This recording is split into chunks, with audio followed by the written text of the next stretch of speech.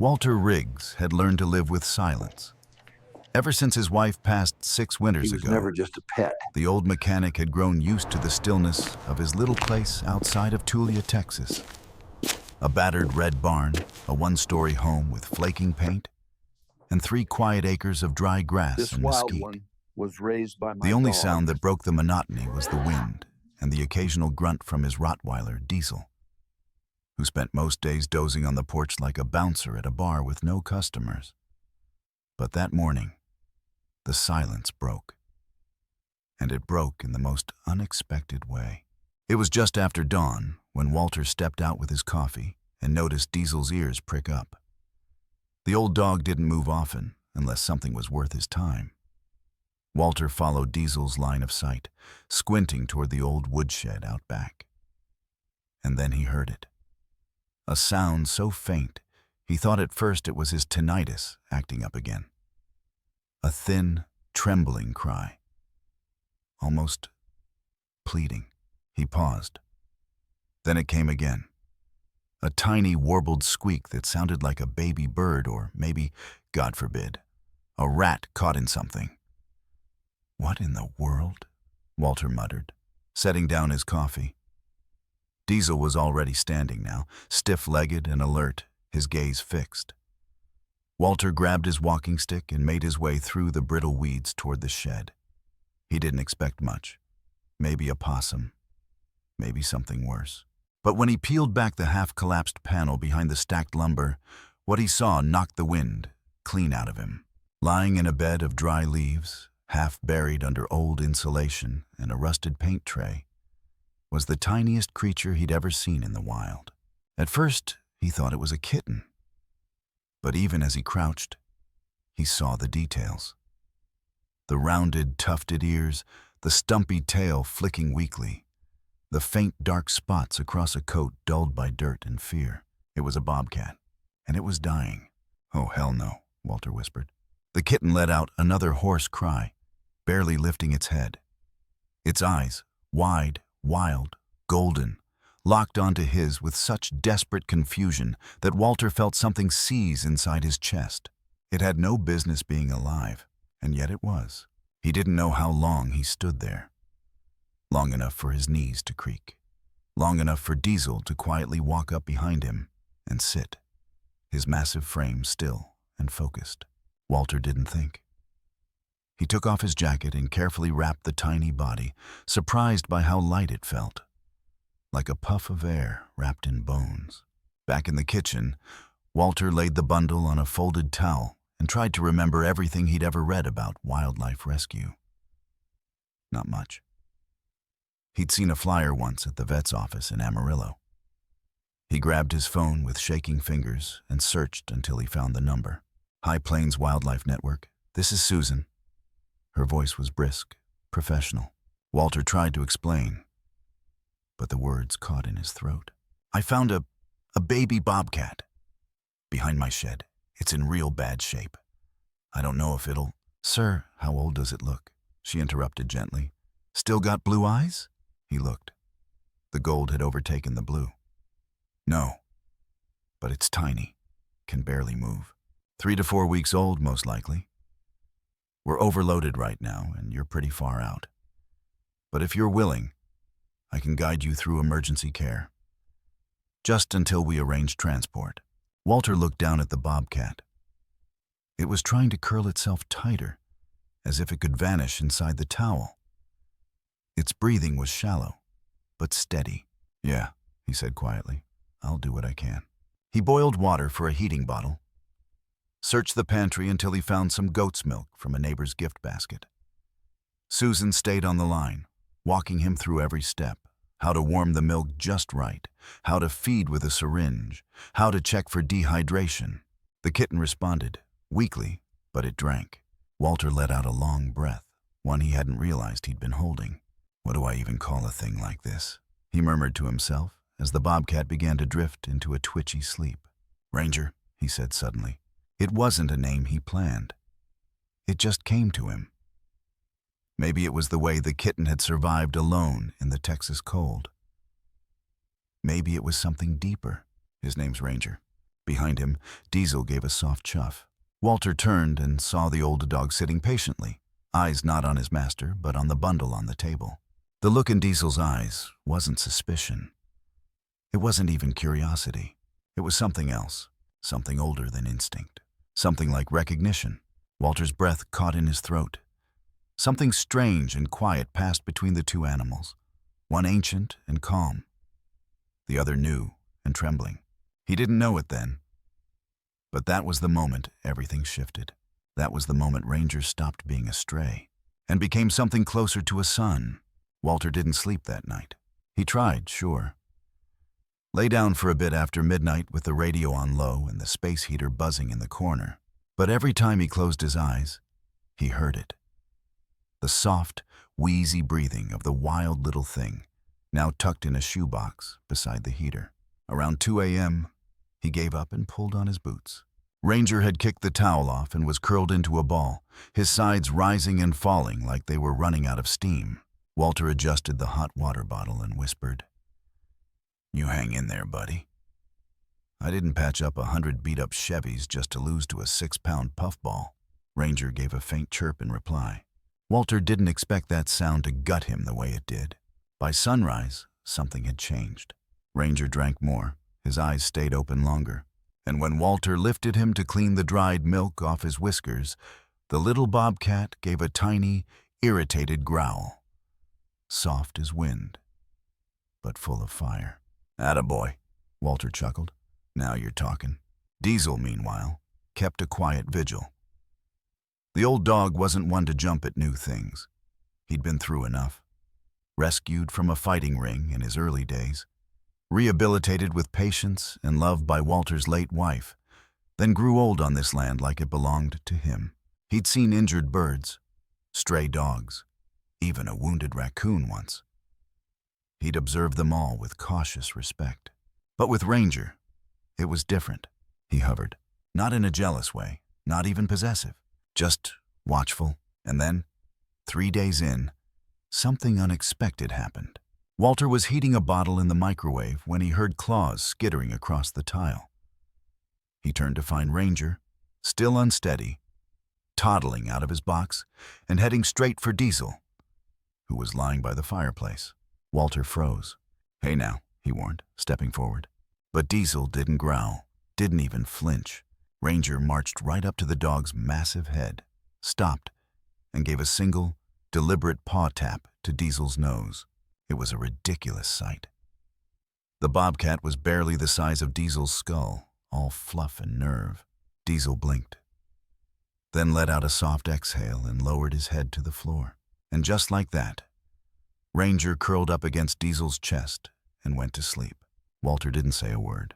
He just lowered himself onto the couch, set the bottle aside, and watched the two of them breathing in sync. The grizzled, scarred dog and the wild kitten with a heartbeat like butterfly wings. Something cracked open inside him. Something he'd boarded up since the funeral 6 years ago. He let it stay open. The days that followed were a flurry of adjustments. Ranger had to be bottle-fed every few hours, and Walter, who hadn't held anything that small since his grandson was born, became oddly good at it. He started calling Susan at the Wildlife Center just to report the day's progress, like a new dad with baby updates.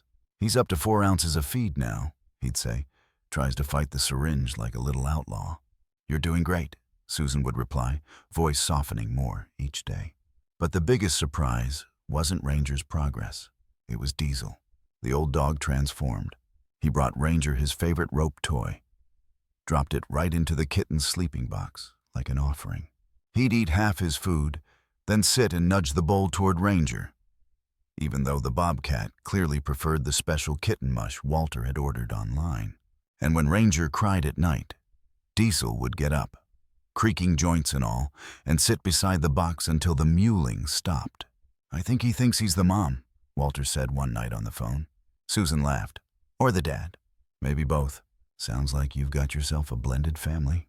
Walter looked down at the two animals sprawled at his feet. Ranger was curled in the crook of Diesel's front legs, purring like a broken engine. He didn't know if this would last. didn't know if the wildlife center would eventually insist on rehoming Ranger. But right now was perfect. And Walter Riggs, a man who hadn't let himself feel much of anything in years, realized he was starting to hope again. By the end of the first month, Ranger wasn't just surviving, he was thriving. The fragile, trembling creature Walter had pulled from the woodpile had grown into a lanky, curious ball of spotted fur and mischief. His eyes, once wide and pleading, now sparkled with boldness. His tiny frame had stretched, his paws too big for his legs, like a teenager in the middle of a growth spurt. He'd started leaping onto furniture with the grace of a gymnast and the timing of a drunk squirrel. Walter had lost count of how many things got knocked off shelves.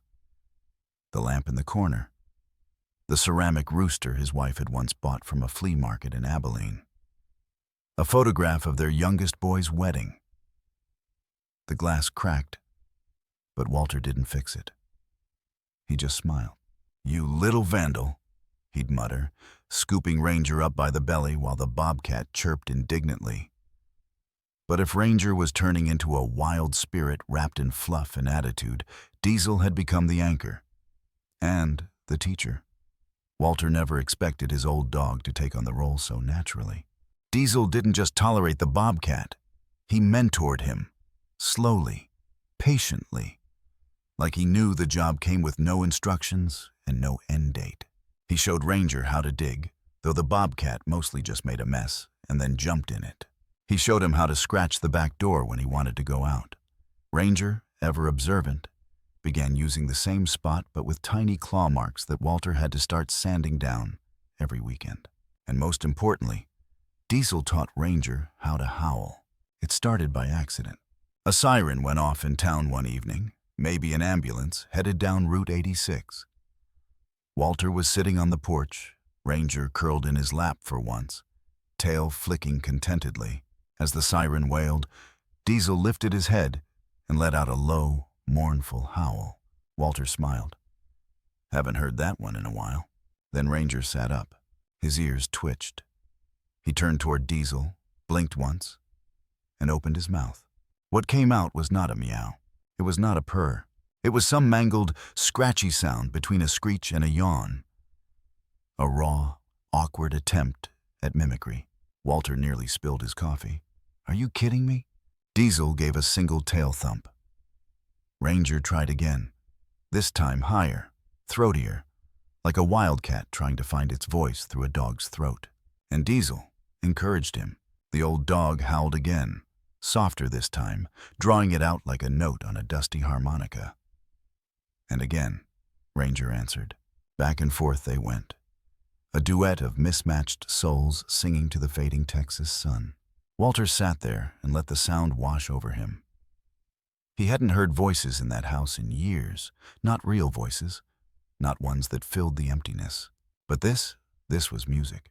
Later that night, as Walter jotted down a note in the little journal Susan had suggested he keep, for behavioral records, she'd said. But he knew she meant for his own heart, too. He looked up to see Ranger sleeping in Diesel's bed, his head tucked under the dog's chin. Diesel didn't move. He just blinked slowly and sighed, the kind of sigh that says, "This is mine now." Walter picked up his pen and wrote, "Diesel's not just tolerating him, he's raising him." He paused, then added, "He's better at it than I was with my boys." The words stung, but they were true. Walter had been a hard man in his younger years, worked long days, drank too much for a while, yelled more than he should have. He and his sons were on speaking terms, sure. But there was a distance, a polite one. He'd never taught them how to howl at sirens, never watched them chase moths under porch lights. But now, through some twist of mercy or fate, he was witnessing a kind of parenting he never expected. From a dog who'd been through hell, to a wildcat who never should have survived. It was messy, chaotic, strange, and it was beautiful. Still, a question loomed. What happened when Ranger got too big? What happened when the wild in him stirred? Would he leave? Would he forget? Would Diesel's love be enough? Walter didn't know. But as he turned off the light and listened to the soft breathing of two souls not meant to belong together, and yet somehow did, he decided that, for now, that was a tomorrow problem. Tonight, they were a family, and that was enough. The winter deepened across the plains, and with it came changes that Walter couldn't ignore. Ranger was growing fast. Too fast. What had once been a kitten that fit in the palm of his hand was now a wiry, muscled juvenile with long limbs, tufted ears, and a tail that flicked with feline calculation. He moved like a whisper across the floorboards, graceful and unpredictable. But his heart, Walter noticed, hadn't changed. He still curled beside Diesel every night, still yowled his mangled howl when the sirens came, still greeted Walter with chirps and headbutts that felt like affection carved from instinct. But every so often, just often enough to bother him, Walter caught a look in Ranger's eyes that made his chest tighten. A restlessness.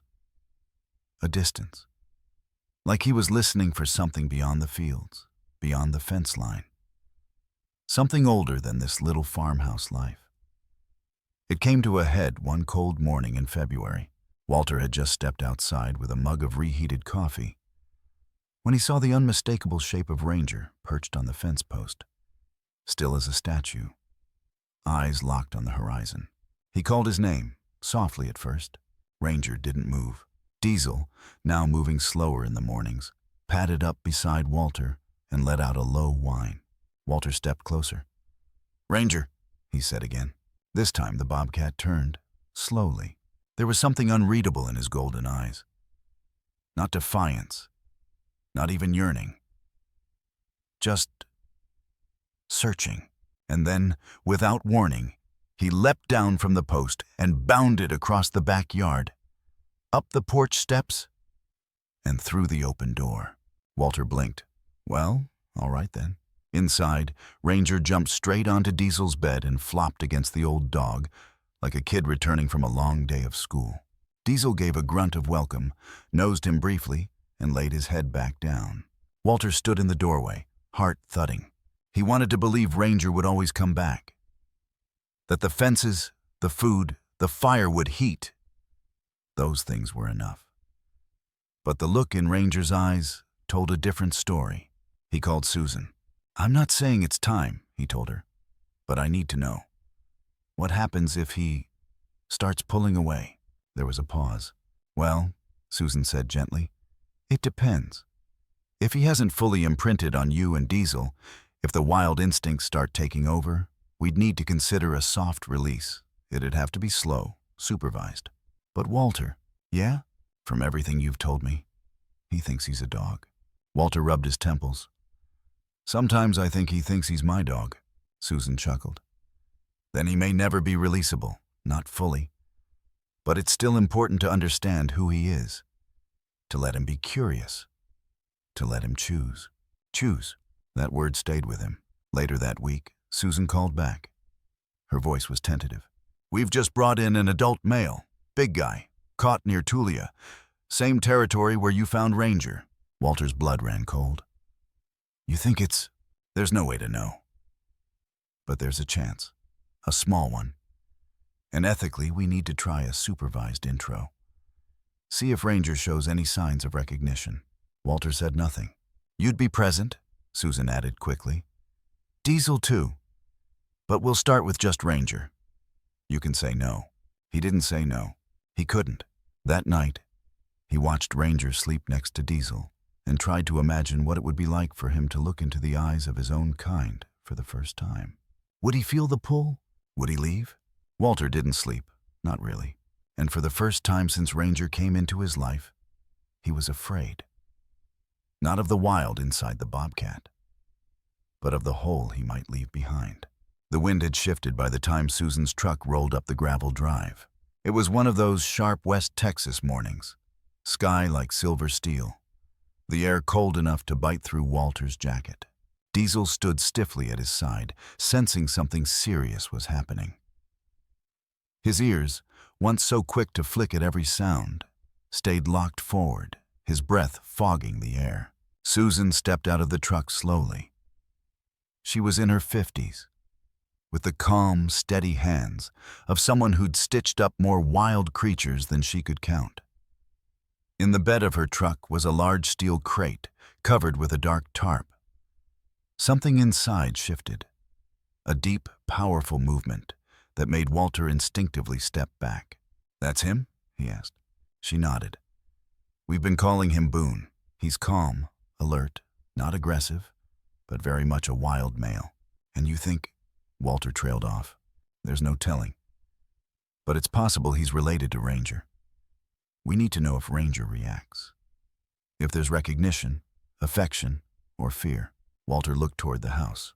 Ranger was inside, probably napping by the fireplace, completely unaware that today might reshape everything. Susan placed the crate carefully inside a portable enclosure she set up in the backyard. Heavy-duty mesh, steel stakes, a clear perimeter. When everything was ready, she looked at him. "You still okay with this?"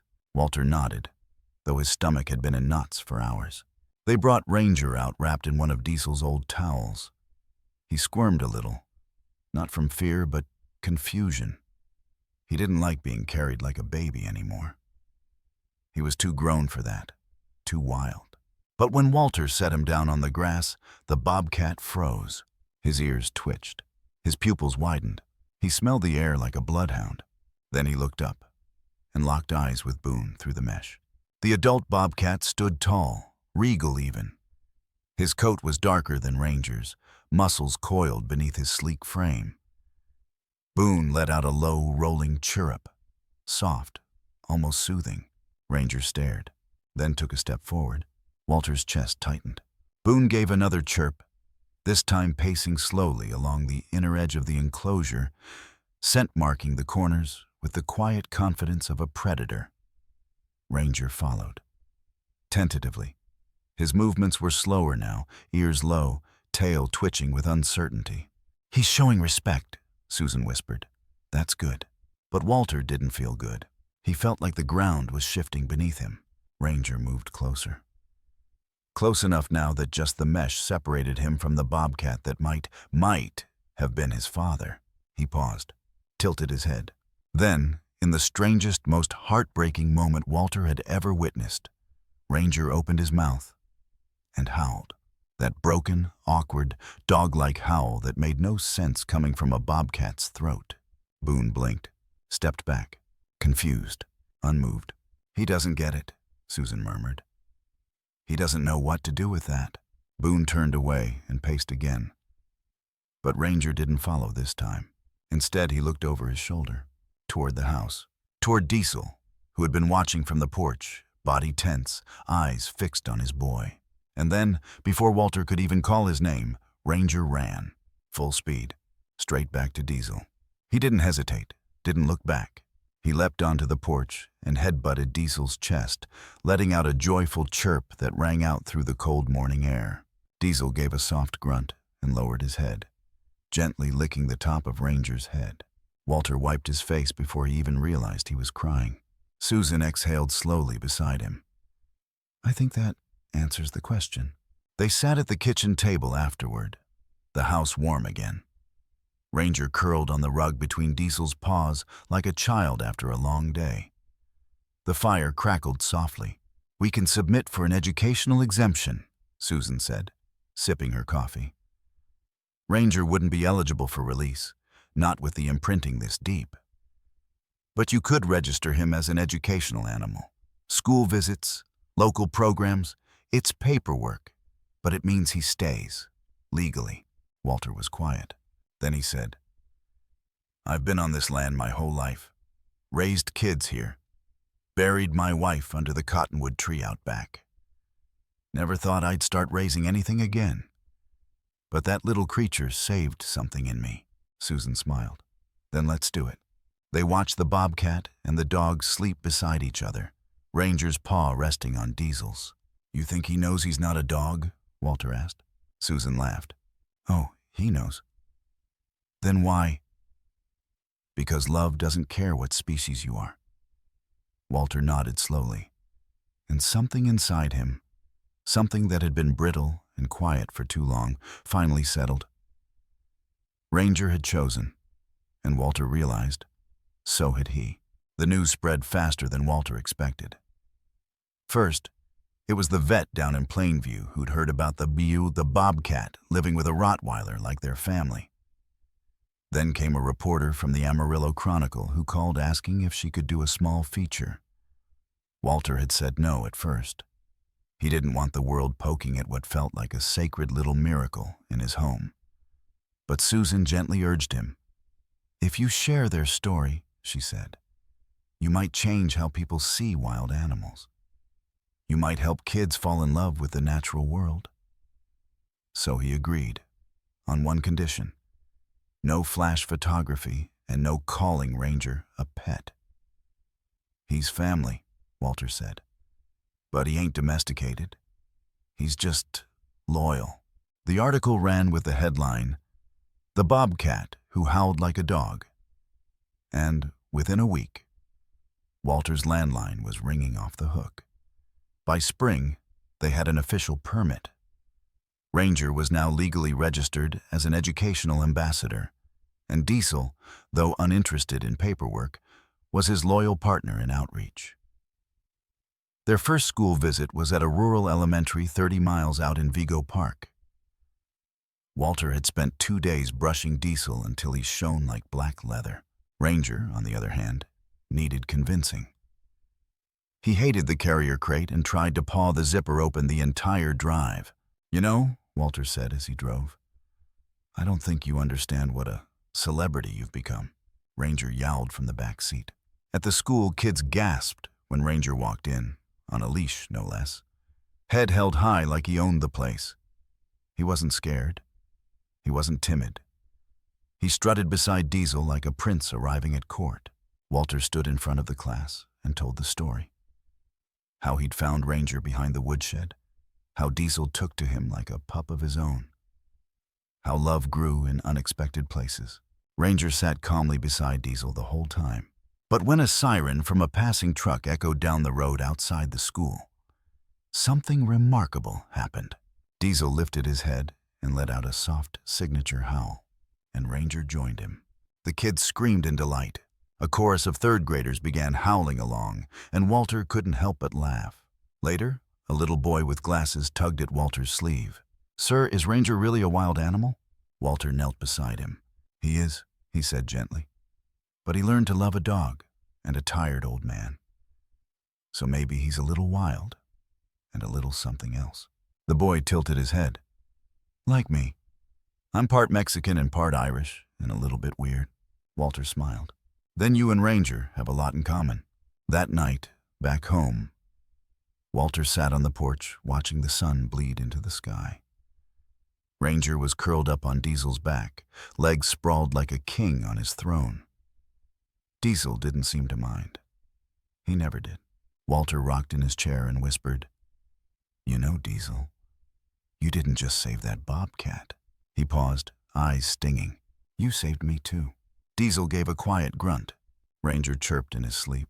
For the first time in years, Walter felt full. Not busy, not distracted, just full. Like his heart had been mended with fur and fire and something sacred that didn't need a name. But time, as always, was waiting. And though he didn't know it yet, the hardest goodbye of his life was closer than he wanted to admit. It started with the stairs. Diesel had always taken them in 2 solid bounds, porched to ground like a tank with springs. But one frosty morning in late November, Walter noticed the old dog hesitate. Just for a second. Then instead of jumping, Diesel stepped down slowly, one paw at a time. Walter's stomach dropped. He didn't say anything, just made a mental note, build a ramp. By December, it was more obvious. Diesel's hips stiffened. He began struggling to get up after naps, and his walks with Ranger, once the highlight of their day, grew shorter. The sparkle in his eye remained, but his body was starting to betray him. Walter took him to Dr. Mallory, the traveling vet who'd helped Walter years ago after a neighbor's cattle dog got into a fight with a boar. After a thorough exam and some blood work, she gave Walter the kind of look he'd only seen once before, in a hospital hallway, the day he lost his wife. "It's arthritis, advanced," she said gently. "We can manage his pain, give him time, comfort. But he's an old soul, Walter." Walter nodded, jaw tight. "He deserves every damn comfort we can give." And they did. Ellie's old mattress pad was brought down from the closet to make a new bed. Walter built the ramp in a single afternoon, swearing at every rusted screw and warped plank. He cooked boiled chicken for Diesel on the bad days and hand-fed him when his appetite waned. And Ranger changed. The wildness in him softened. Gone were the days of zooming across the living room or swatting walnuts off the counter. Now, he stayed close. Always near Diesel, often draped across his back like a living blanket, purring softly with a rumble that filled the room like an old truck engine idling in the distance. Sometimes Walter would find Ranger bringing Diesel little gifts, a feather, a sock, a chewed-up slipper. And once, in a moment Walter chose to pretend never happened, a half-dead field mouse dropped gently by Diesel's feet. "Son," Walter said, sighing, "he's a dog, not a snake. He doesn't need pre-chewed surprises." But even as he said it, he felt his throat tighten. Ranger wasn't just being playful. He was trying to help, trying to comfort, trying to give something back to the dog who had once curled around him when he was the one barely holding on. The holidays came and went in quiet stillness. The world outside grew colder. Walter didn't put up lights that year. He didn't need to. Inside, there was a warmth so deep, so full, that blinking bulbs and plastic wreaths would have only felt hollow. Then, one morning in late January, Diesel didn't rise. Walter had noticed the signs, the way the old dog slept deeper, the way his breathing had grown slower. He'd called Dr. Mallory 3 days before. "Just be on standby," he'd said. "I think it's close." That morning, the house was too quiet. Walter knelt beside the dog's bed. Ranger was already there, curled tight around Diesel's chest, his eyes wide but calm. Walter laid a hand on Diesel's fur and whispered, "It's okay, boy. You've done enough. You've loved more than most souls ever do." Diesel's tail wagged once, just once, and then, gently, without fear or pain, he slipped away, surrounded by the two beings who had loved him the most. Walter didn't cry right away, not until Ranger let out a low, broken howl. A sound not quite cat, not quite dog, but something in between. Something ancient and sacred. It echoed through the house. Then again, then silence. Walter sat beside them for hours, hand resting on Diesel's side, his other arm wrapped around Ranger's trembling body. He didn't speak. He just stayed. Because when you lose a soul like Diesel, words can't do anything but get in the way. And even in the stillness of grief, Walter knew one thing without doubt. Ranger had learned how to love, because Diesel had shown him how. The backyard felt different after Diesel was gone. The wind sounded sharper. The cottonwood tree under which Walter buried him rustled with a mournful rhythm. And the ramp Walter had built, so full of purpose just weeks ago, now sat untouched, a quiet relic of love and duty. Walter placed Diesel's grave under the tree, just where the old dog used to nap on hot afternoons. The wooden marker was simple. Diesel, the best dog, the best dad, the best friend. Ranger had not left Diesel's side during the burial. He crouched in the frost-bitten grass, unmoving, tail curled tightly, ears pinned back.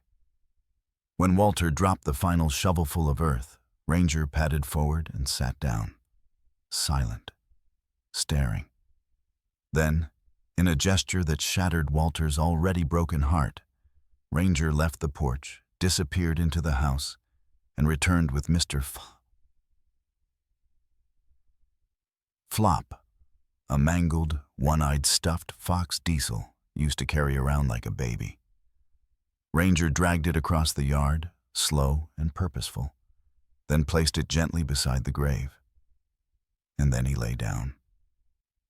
Walter had to turn away. He sat on the porch with a mug of untouched coffee and watched his wild, not-so-wild cat grieve in a language older than speech. The days that followed blurred. Walter went through the motions. He fed Ranger, cleaned his litter box, talked to him about the weather, the old truck he was pretending to fix, the stupid chili he burned for dinner. Ranger barely responded. He wasn't sick. He still ate, still drank water. But something had dimmed. He spent most of his time in Diesel's bed, surrounded by the old dog's things. Sometimes he curled up in the spot where Diesel used to sleep, resting his head on the worn patch of carpet Diesel's weight had flattened over the years. At night, he didn't sleep in the living room anymore. He jumped up onto Walter's bed and pressed his warm body against Walter's ribs like he couldn't bear the distance. Walter let him. On the 1-week anniversary, Walter cooked bacon. Not for himself, but for Ranger. The Bobcat had always had a thing for it, stealing strips when Walter wasn't looking, even once snatching an entire BLT from his plate and darting under the couch. This time, Walter set it right on a dish beside the fireplace. Ranger sniffed it, paused. Then, to Walter's relief, he ate it slowly, deliberately. Later that night, Ranger did something he hadn't done in weeks. He pawed at the door. Walter opened it. Ranger stepped out into the chilly air and walked, not to the field or the fence, but to Diesel's grave. He sat there for a long time. Then he looked up at the sky, opened his mouth, and let out a sound that stopped Walter cold. It wasn't the clumsy, scratchy yowl he used to make as a kitten. It was a howl, a real one, long and clean, with a tremble of sorrow woven into every note. Walter's knees nearly gave. He leaned against the doorframe and whispered, "He taught you well, kid." Ranger turned, eyes glowing in the moonlight. And in that moment, Walter knew they were going to be okay. Maybe not right away, maybe not completely, but somehow, through the aching space Diesel left behind, they would find their way forward. Because love doesn't leave. It lingers in the habits, in the places, in the sounds that once filled the silence. And sometimes it lingers in the soul of a bobcat who learned to howl for a father he never knew he needed, until he lost him. Spring came slow that year. It crept in through the brittle frost, loosening the ground little by little. The cottonwood tree began to bud again. The mornings brightened. But Walter noticed that even as the land softened, grief held its shape. Ranger had changed, not in spirit. He still followed Walter from room to room, still chirped when the fridge opened, still yanked paper towels off the roll like it was some ancient enemy. But there was a weight to him now. He was no longer a kitten, and somehow he wasn't just a bobcat either. He had become something else entirely. Walter began taking him on longer walks around the edge of the property. No leash. Ranger had never taken to it much, but he stayed close, bounding from shadow to sunbeam, ears perked like satellite dishes. Sometimes he'd climb halfway up a tree and then leap down just to show off. Walter would pretend to scold him, but they both knew he was proud. One day, as they returned from their loop past the barn, Walter saw something he hadn't expected. A puppy, small, tan and white, floppy ears, clumsy feet. On the other side of the fence, the neighbor's new mutt, probably a border collie mix, was making a mess of their flower bed and loving every second of it. Ranger saw it too. He froze, watched. The puppy spotted him and let out a high-pitched yip, tail wagging like a windmill. Then it did something bold. It pressed its paws against the bottom rail of the fence and barked again. Ranger didn't hiss, didn't slink away. He took a step closer, then another. Walter held his breath. The two animals touched noses through the fence, just briefly. Then the puppy flopped onto its back with its belly up in the universal sign of friend. Ranger cocked his head. Walter didn't move. After a long moment, Ranger turned back and trotted up the porch steps. Inside, Walter leaned against the counter while Ranger did his usual patrol around the kitchen, checking the floor for rogue breadcrumbs. "You thinking what I'm thinking?" Walter asked out loud. Ranger paused, looked at him, then gave a short murp. Walter chuckled. I knew it. You're getting soft. That evening, Walter called the neighbors, said he might be open to a play date, just to see. You sure? The woman on the other end asked, laughing. Your cat won't eat him? Walter grinned. He's not a cat. Well, it's complicated. 3 days later, they brought the puppy over. Nervous, wagging, bouncing like a rubber ball in a fur coat. Ranger watched from the porch, stone still, golden eyes locked in. Walter held his breath. The pup barked. Ranger stepped down. And for the first time since Diesel passed, something flickered in the Bobcat's posture. Not grief, not hesitation, hope. They met in the yard, circling, sniffing, testing boundaries. The pup darted left, and Ranger pounced, not with claws, but with a playful bound. The puppy squealed in delight, then charged again, teeth bared in mock battle. They played for an hour. Walter hadn't smiled that wide in months. Later, when the pup had gone home and the sun dipped behind the mesquites, Walter sat on the steps with Ranger tucked beside him, both watching the horizon turn gold. You miss him, Walter said softly. I know. Me too. Ranger rested his head on Walter's boot. But you're still here, he whispered, and you've still got so much love left to give. That night, as Walter lay in bed, Ranger curled against his back, and for the first time in weeks, Walter dreamed of Diesel, not as an old, tired dog, but young again, running full speed through the grass with a kitten chasing him, and in the distance, laughter. Not just Walter's, but Ranger's too, or something like it. It was a year to the day since Diesel had passed when Walter built the little garden around the grave. He planted sunflowers and salvia, mostly. Flowers that stood tall, stubborn against the wind. Flowers that Diesel would have liked. Ranger watched the whole thing from the porch, perched on the railing like some living weather vane, tail flicking in quiet approval. Walter worked slowly, his knees aching with every squat, but he didn't care. Every stone he placed around the base of the cottonwood was laid with intention. Every scoop of dirt, every petal planted, felt like part of a promise. He placed the finishing touch that afternoon, a smooth river stone, hand-carved with the words, "He taught us how to love beyond instinct." That evening, just before dusk, Ranger padded silently out to the garden. He sniffed the flowers, walked a circle around the marker, and then dropped something. Mr. Flop.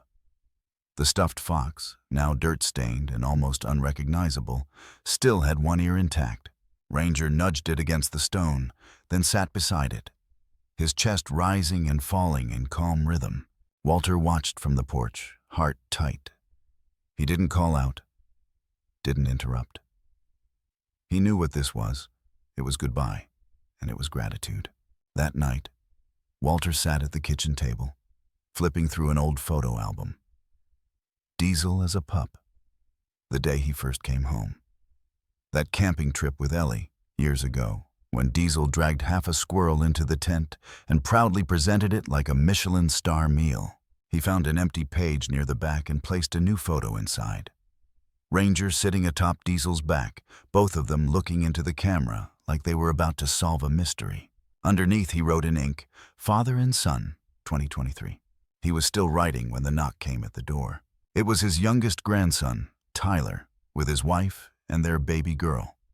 Newly walking, all wobbly knees and gummy grins. They'd driven down from Dallas for a surprise visit. Walter nearly dropped the pen. "You brought the baby?" he asked, stunned. "Thought it was time," Tyler said, beaming.